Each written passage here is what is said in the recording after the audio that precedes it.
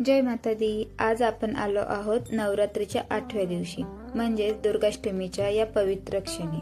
हा दिवस विशेष आहे कारण आज आपण देवी कालरात्री या उग्र पण कल्याणकारी रूपाची पूजा करतो. तर आई कालरात्री नावात जरी अंधार आणि भय दडलेलं असलं तरी भक्तांसाठी तीच रक्षण करती, संकटांचा नाश करणारी आणि विजय देणारी माता आहे. तर या दिवशी देवीचं रूप कोणतं, रूप आणि महत्व आपण बघूयात. माता कालरात्रीचं रूप अत्यंत भव्य आणि भयप्रद आहे. तिचा वर्ण काळा, केस विस्कटलेले, गळ्यात मोठी माळ आणि डोळ्यांतून जणू ज्वाला निघतात. तिचे 4 हात आहेत. एका हातात वज्र, दुसऱ्या हातात तलवार, तर उरलेल्या 2 हातात वरद आणि अभय मुद्रा. तिचं वाहन म्हणजे गाढव आहे. हीच माता शौर्य, धैर्य आणि आत्मविश्वास देते.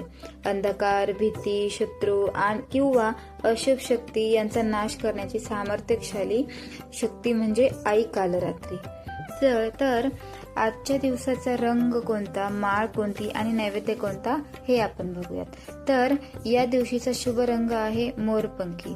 हा रंग जीवनातील संतुलन, आशा आणि सकारात्मक ऊर्जा देतो.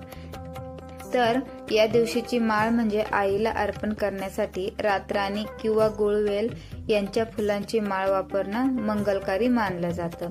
आणि नैवेद्य म्हणून गुळाचे पदार्थ, तिळगुळ लाडू, खीर किंवा गोड पोळी अर्पण केली जाते.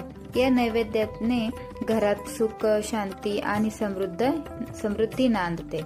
तर आजच्या दिवसाचा मंत्र कोणता, तर आई कालरात्रीचं पूजन करताना आपण ओम देवी कालरात्रे नमः किंवा या देवी सर्वभूतेषु मा कालरात्री रूपेण संस्थिता नमस्तस्यै नमस्तस्यै नमस्तस्यै नमो नमः या मंत्राचा आपण जप करू शकतो.